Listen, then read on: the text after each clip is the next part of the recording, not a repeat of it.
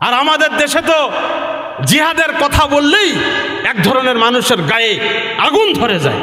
জিহাদ আবার কি? আরে জিহাদ তো মুসলমানের ইজ্জত। কথা বলেন, জিহাদ মুসলমানের মাথা উঁচু করে থাকার বিষয়। ইসলাম আমাদেরকে সম্মানী বানিয়েছে, ইসলাম আমাদের নিরাপত্তা সাধন করেছে, ইসলাম সামাজিক নিরাপত্তা দান করেছে, ইসলাম আমাদের হৃদয়ের প্রশান্তি দান করেছে।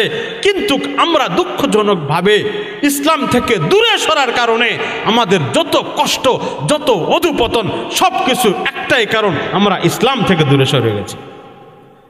মুসলমান দেখো, চোখ খুলে দেখো, মাত্র 1 বছর আগের কথা, আমাদের খুব কাছেই একটা রাষ্ট্র আছে, যে রাষ্ট্রের নাম আফগানিস্তান।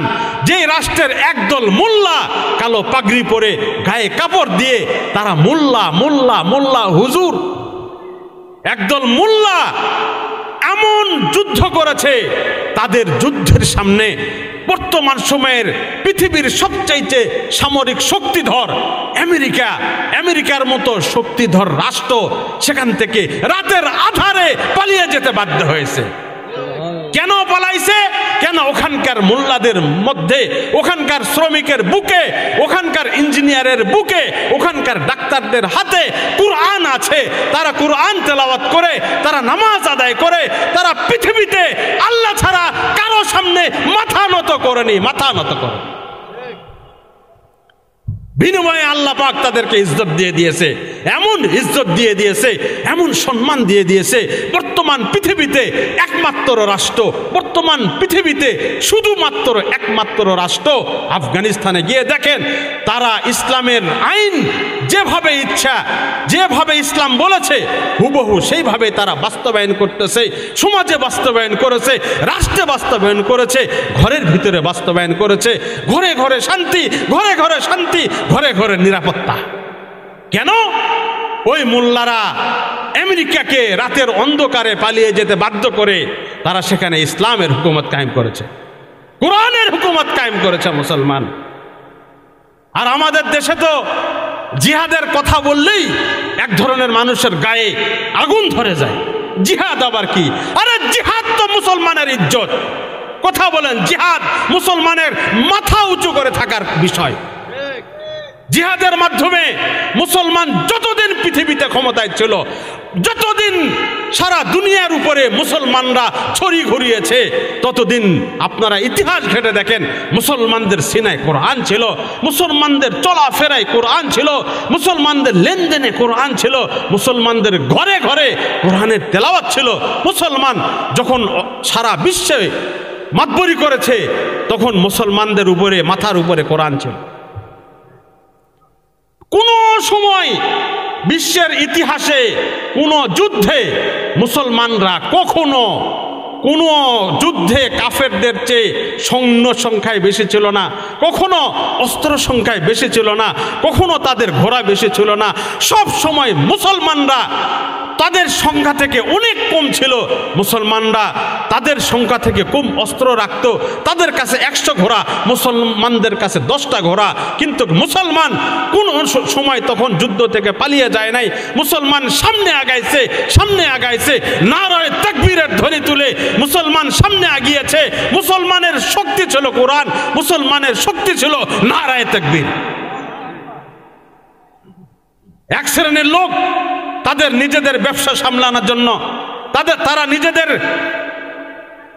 মতামত প্রতিষ্ঠার জন্য এই বিষয়গুলোকে এত নেগেটিভ ভাবে উপস্থাপন করে, মিডিয়ারা তাদের পক্ষে দালালি করে, এত খারাপ ভাবে প্রচারণা করে যে একজন মানুষ ইসলামের মধ্যে গেলে আমাদের সমাজে মানুষ বলে, ওহো হো, সুফি হয়ে গেছে, সুফি হয়ে গেছে। আরে এই বয়সে এত কিসের নামাজ কালাম?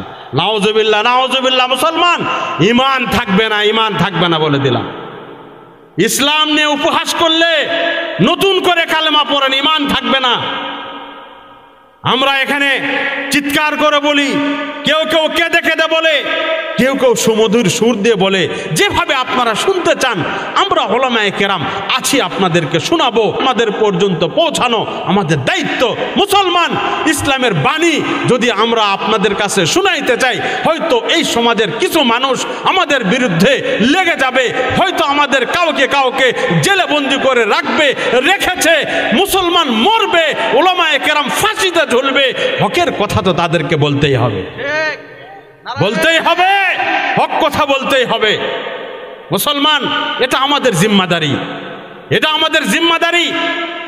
আমি এই মাহফিল থেকে যে কথাগুলো বলছি, এটা সাধারণ মুসলমানদের অন্তরের কথা। কথা বলেন ঠিক কিনা? অন্তরের কথা। কিন্তু আমাদের সমাজের কিছু সংখ্যক মানুষ তাদের ব্যবসা বাণিজ্য টিকে রাখার জন্য আমাদেরকে ভুলভাল শিখিয়ে ইসলাম থেকে দূরে রাখে, মসজিদ থেকে দূরে রাখে, মাদ্রাসা থেকে দূরে রাখে। কেন? মুসলমান যদি ইসলামের সৌন্দর্য পেয়ে যায়, মুসলমান যদি ইসলামের আসল আলো দেখে নেয়, তাহলে মুসলমান দলে দলে মসজিদে ছুটবে, দলে দলে মাদ্রাসায় ছুটবে। আর তখন তো ওদের গানের ব্যবসাও হবে না, তখন ওদের নাচের ব্যবসাও হবে না, তখন ওদের সিনেমার ব্যবসাও হবে না, তখন তারা জুয়ার আসর বসিয়ে মানুষদেরকে সেখানে পাবে না। এই জন্য ইসলামের বিষয়গুলোকে সমাজের সামনে খারাপভাবে উপস্থাপনা করতে হয়। কিন্তু মুসলমান তারা যতই খারাপভাবে উপস্থাপনা করুক, আপনারা জেনে রাখবেন, এই যে কওমি মাদ্রাসা আছে, এই কওমি মাদ্রাসা আপনাদের ঈমান রক্ষার পাহারাদার। এখানে যে উলামায়ে কেরামরা আছে, উলামায়ে কেরামরা এখানকার ঈমান রক্ষার পাহারাদার। আপনাকে জাহান্নামের পথে অত সহজে যেতে দিবে না ইনশাআল্লাহ। উলামায়ে কেরাম নিজের জীবন বাজি রেখে, উলামায়ে কেরাম নিজের সম্পদকে পাশে রেখে আপনাদের জন্য, আপনাদের পিছে কিভাবে লেগে আছে। ভাই আসেন কোরআন শিখেন, ভাই আসেন নামাজ পড়েন, ভাই আসেন যাকাত দান করেন। কেন? কেন? উলামায়ে কেরামের অন্তরে একটাই ব্যথা, উলামায়ে কেরামের অন্তরে একটাই বেদনা। আহা, আমার চোখের সামনে দিয়ে, আমাদের চোখের সামনে দিয়ে আমার এই এলাকার লোকজন জাহান্নামের পথে যাবে, আমরা আলেম হয়ে এটা সহ্য করতে পারি না। দেন আপনি আমাকে জেল, কিচ্ছু করার নাই। আরে কাফেররা তো আমাদেরকে শুধু ভয় দেখাবে, কাফেররা ভয় দেখাবে। ভয় দেখায় আমাদের কোনো লাভ নাই। কারণ মানুষ সর্বোচ্চ কি করতে পারে? একজন আরেকজনকে মেরে ফেলতে পারে। কথা বলেন ঠিক কিনা? মেরে ফেলার পরে তো আর কিছু করতে পারবা না। আরে আমাদেরকে মৃত্যুর ভয় দেখিয়ে লাভ নাই। হক্কানি উলামায়ে কেরামকে জেল, গুম, হত্যার ভয় দেখিয়ে লাভ নাই। কারণ তোমরা হত্যা করবা তো আমাকে জান্নাতে পাঠায় দিবা। আরে আমরা জান্নাতে যাওয়ার জন্য যে এত কিছু করি। উলামায়ে কেরাম জান্নাতে যাওয়ার জন্য তারা কোরআনের সবক নিয়ে বসে আছে। দেখেন কারো বাড়িতে 10 বিঘা জমি আছে, সে আবাদ করলে সে প্রতি বছর আরো 1 বিঘা জমি কিনতে পারে। দেখেন, খোঁজ নেন, মাদ্রাসার সেই হুজুর জমিগুলো পত্তন দিয়ে এসে বাচ্চাদেরকে কোরআন শিখাচ্ছে।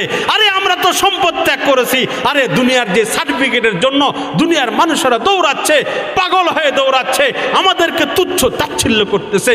কেন? আমরা কি রক্তে মাংস করা মানুষ নয়? আমাদের কি চাই না যে আমরা সরকারি বড় সার্টিফিকেট নিয়ে বড় চাকরি করি? সেই মেধা কি আমাদের নাই? সেই মেধা কি আমাদের নাই? আছে। তারপরেও বুঝে শুনে আমরা এই পথে এসেছি, বুঝে শুনে এসেছি। কারণ আমাদের এই দুনিয়ার হায়াত খুবই সামান্য। আমাদের এই দুনিয়ার যে বিল্ডিং দেখতেছেন, রাস্তাঘাট, সৌন্দর্য, সব সামান্য দিন পর শেষ হয়ে যাবে।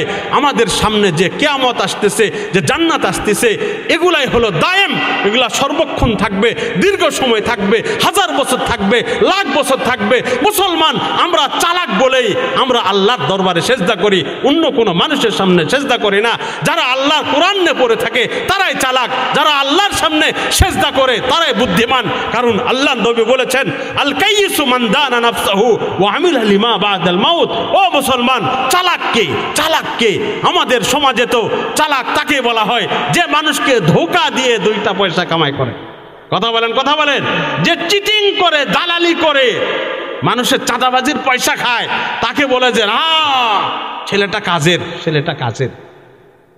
আরে ওটা জাহান্নামের খড়ি, ওটা কাজের না।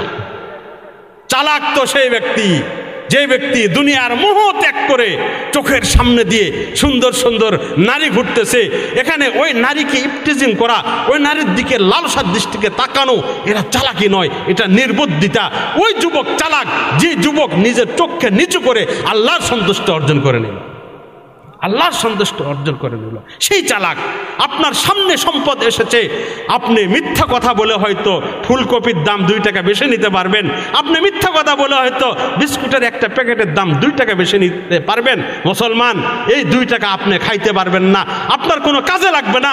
চালাকিতে হলো সত্য কথা বলে লাভ কম হোক, কিন্তু হালাল পয়সা খেয়ে আখিরাতকে সুন্দর করতে হবে, আখিরাতকে সুন্দর করতে হবে।